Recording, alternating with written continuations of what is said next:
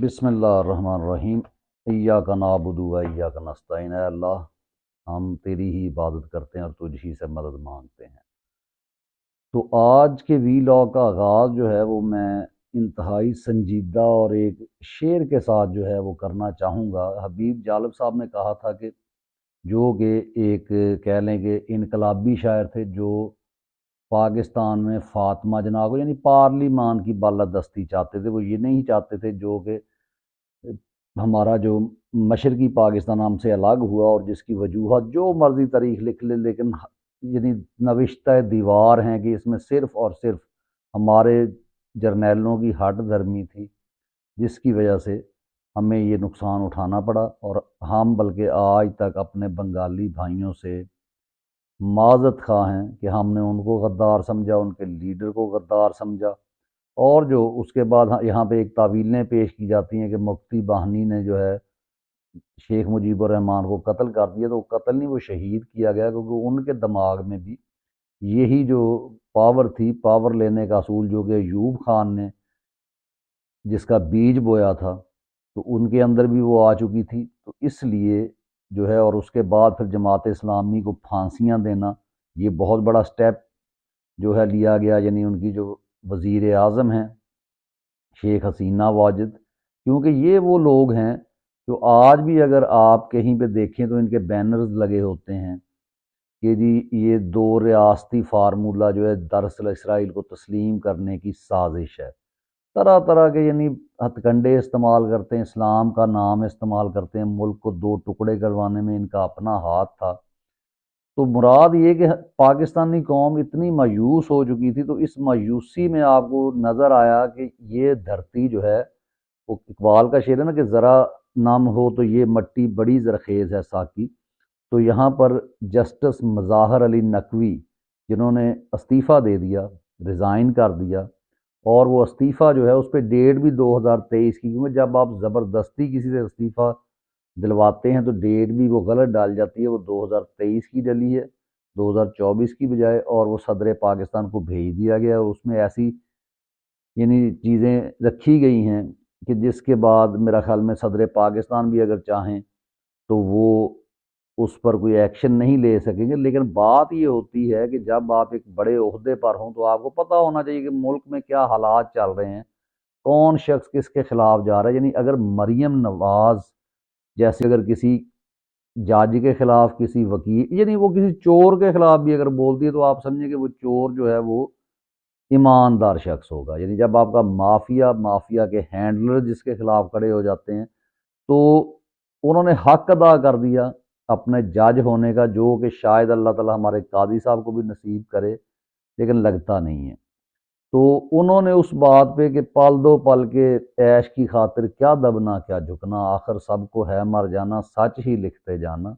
तो सच वो लिख कर चले गए, दुनिया में है अभी, लेकिन अपने ओहदे से चले गए। तो बजाय एक ओहदे पे बैठ के अगर आपसे गलत काम करवाए जाएं और आप सदाकत के साथ खड़े होके, हक के साथ खड़े होके, सच के साथ खड़े होके उस मनसब को छोड़ देते हैं, तो अल्लाह ताला आपसे वो हिसाब नहीं लेगा।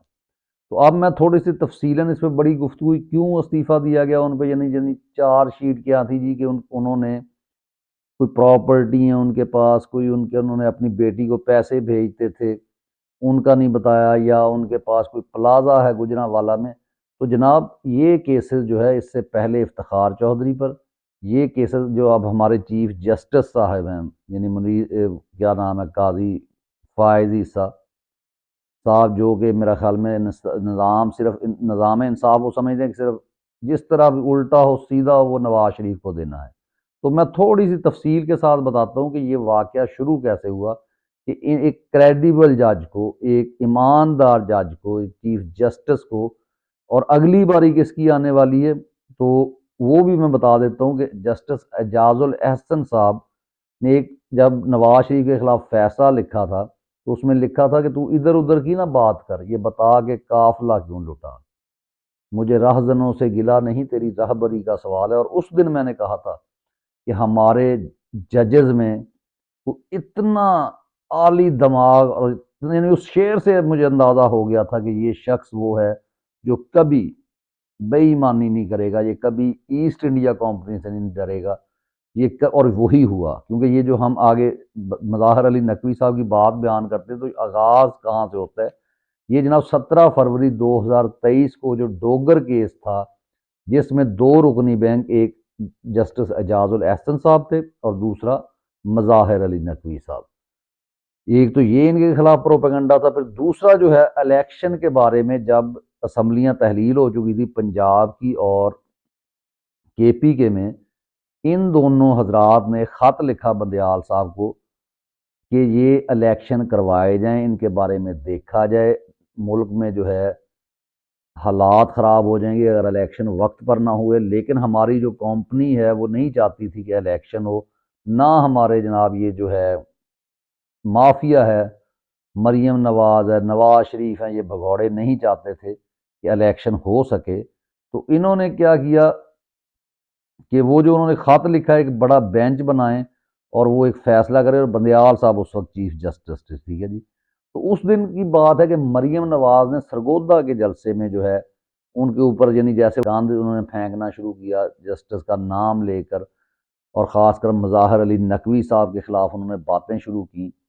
तो वहाँ से आप समझ सकते हैं। और फिर जो है 2 मार्च को ऑडियो लीक हुई, जिसमें ज़ुबैर आबद ज़ुबैरी साहब, चौधरी जो है परवेज़ इलाही और मज़ाहिर नकवी साहब की एक खाम खा बना के ऑडियो पेश की गई, जिसमें ये बताया गया कि मज़ाहिर अली नकवी साहब जी वो प्रो पीटीआई हैं, उनका ताल्लुक पीटीआई के साथ है, या उनकी हमदर्दियां पीटीआई के साथ है। और फिर इसकी बेंच चलाई गई, उनको मलाइन किया गया जजेस को। और उनके पीछे कौन थे वो आप सबको पता है कि मरियम को डॉन लीग से बचाने वाले। क्यों? क्योंकि जब इनके मफादात एक हैं कि मुल्क को लूटना है, तो ये एक दूसरे को गालम गलूच भी कर लें, तो आप इसको संजीदा ना लें। हमारा कोई मुक्तदर हल्का इनकी गालियों पर नहीं उठेगा, अगर कुछ करेगा तो सिर्फ ड्रामा करेगा। जैसे आज मुशर्रफ को जब उसकी सज़ा बहाल रखी गई है, तो वो आसिफ गफूर साहब जो उस वक्त चीख रहे थे, आज क्यों नहीं बोले? क्योंकि इनके दिमागों में ये बात आई है कि शायद इस तरह से अदलिया की या हमारी जो है वो इज्जत बहाल हो जाए। नहीं जनाब, इस तरह इज्जत बहाल नहीं होती। अगर उसने आइन की धज्जियां बिखेरी थी, तो आज भी आइन की धज्जियां बिखेरी गई हैं। और ये जस्टिस साहब का जो इस्तीफ़ा है, ये दरअसल इस्तीफ़ा किस लिए दिया गया है, ये आप उनको सीधा सीधा निकाल देते। आपने इंसाफ का गला दबाया है, आपने एक सच्चे खरे इंसान को, यानी आपने पाकिस्तान में साबित कर दिया है कि सच बोलने वाला शख्स, ईमानदारी से काम करने वाला शख्स, अल्लाह से डरने वाला शख्स जो है, उसको आप लोग ना इस मुल्क पर मुसल्लत करना, मुसल्लत क्या करना, यानी उसकी अमानत के तौर पे उसको मुल्क नहीं देना चाहते। आप अमीन बंदे को झूठा बनाना चाहते हो, झूठे को जो है वो अमीन साबित करना चाहते हैं, जो कि ऐसा नहीं। अल्लाह इज़ द बेस्ट प्लानर। और जनाब हम देखते हैं कि 5 मार्च को मुस्लिम लीग और उनके कुछ साथियों ने सुप्रीम जुडिशल काउंसिल में जनाब एक दरख्वास्त दायर करवाई। किसके खिलाफ रेफरेंस दायर किया? मज़ाहिर अली नकवी के साथ के खिलाफ। और क्या चीज़ के वो असासा जात उनके कि जी उन्होंने असासे कोई डिक्लेयर नहीं किए, या उनके, हालांकि उनके सारे असासे डिक्लेयर हैं, मैं तफसील से बताता हूँ। लेकिन इन्होंने ये बताया जी वो सरगोदा का एक प्लाजा जो कि उनका है ही नहीं, वो बाद में निकला कि ये किराए के ऊपर लिया गया है। और बेटी को जो वो पैसे जा रहे थे, वो मज़ाहिर अली नकवी साहब ने सुप्रीम कोर्ट से कर्ज लिया था, जो उनकी तनख्वाह से काटा जाता था। यानी इस तरह के लोग भी मौजूद हैं इस मुल्क में, जिसकी वजह से ये मुल्क अभी तक बचा हुआ है। लेकिन एक एक करके किसी को मारा जा रहा है, किसी को कीनिया में कत्ल करवाया जा रहा है, किसी को उठाया जा रहा है, किसी की जुबान काटी जा रही है, कहीं बंदे मरवाए जा रहे हैं कि मुल्क सुप्रीम कोर्ट में। और फिर अगस्त में यानी जो है दोबारा से मज़ाहिर अली नकवी साहब ने लिखा, यानी सरदार तारक साहब को, कि आप इस पर अपनी राय दें, जो आपसे बंदयाल साहब ने मांगी है। लेकिन उन्होंने कोई राय देना मुनासिब नहीं समझा। और फिर बंदयाल साहब जब रिटायर हो जाते हैं 25 तारीख को, तो सितंबर को, उसके बाद जो है फिर जो है ये रेफरेंस बनता है। और 12 अक्टूबर को सुप्रीम जुडिशल काउंसिल ने मज़ाहिर नकवी को शोज काज नोटिस जारी किया। नोटिस नहीं, शोज काज नोटिस, ठीक है। 9 नवंबर को मज़ाहिर अली नकवी ने जवाब भी दिया कि ये जो जजेस हैं, सरदार तारक, फायज ईसा और एक वो बलोचिस्तान के जज, मुझे कबूल नहीं है, कोई और बात होनी है। क्योंकि अगर आम शहरी पाकिस्तान का समझता है कि ये सिर्फ नवाज शरीफ के केस निपटाने के लिए बैठे हैं, ये लंदन प्लान का हिस्सा है, तो इतना जो है इंसाफ पसंद जज, जिसने इस वतन की मोहब्बत में कुर्बानियाँ दी और झुकना गवारा नहीं किया, और उसने हराम का लुकमा अपनी औलाद को नहीं खिलाया। उसकी बेटी के जो पैसे निकाले जा रहे हैं वो खुद उन्होंने बताया, और इनके पास रिकॉर्ड मौजूद है कि मज़ाहिर अली नकवी साहब ने वो बाकायदा लोन लिया सुप्रीम कोर्ट से, और उनकी तनख्वाह से वो पैसे कटते थे। और जितनी ज़्यादा, जैसे मैंने आपको बताया कि वो पहले से उनके पास थी जज होने से, और एक एक चीज़ का उन्होंने जवाब दिया, लेकिन इन्होंने उस जवाब को नहीं सुना। और अपनी जनाब, जैसे काजी साहब कहते हैं, नहीं जी मैं आपका केस ही नहीं सुनता, मैं ये करता हूँ, आप ऐसा क्यों करते हैं। तो इस तरीके से बहाने बनाकर, और तारक साहब जितने अच्छे जस्टिस हैं, जिन्होंने आमना मलक को आगे मैं बयान करता हूँ कि उसके बाद क्या हुआ कि 12 अक्टूबर को हाँ जी नोटिस भेजा, 9 नवंबर को नकवी साहब ने जवाब में ये कह दिया कि ये हटाए जाएं। लेकिन पहली समात में नकवी साहब ने जब उनसे बात करनी चाहिए तो ऐसी जुबान, इतनी गलीज जुबान इस्तेमाल की गई जो हम यहाँ पे इस्तेमाल नहीं कर सकते। और आमना मलिक के लिए सरदार तारक साहब ने जो उन्हें हरासा किया, और वो बेचारी रोती रही, और उनकी किसी ने दाद रसी नहीं की। कोई इदारों में से, इतने बड़े बड़े इदारे हैं लेकिन ये माफियाज हैं, इनमें से कोई नहीं उठा कि इस बेटी को कोई इंसाफ दे सके। कोई जस्टिस इब्राहिम नहीं बना। और फिर 22 नवंबर को दूसरा शो का नोटिस दिया गया। 23 नवंबर को नकवी साहब ने कहा कि सुप्रीम कोर्ट में मेरी दरखास्त फिक्स कर दें। लेकिन जनाब, जज की कैसे दरखास्त फिक्स हो सकती है जब किसका होगा हुक्म, ये आप खुद समझ सकते हैं।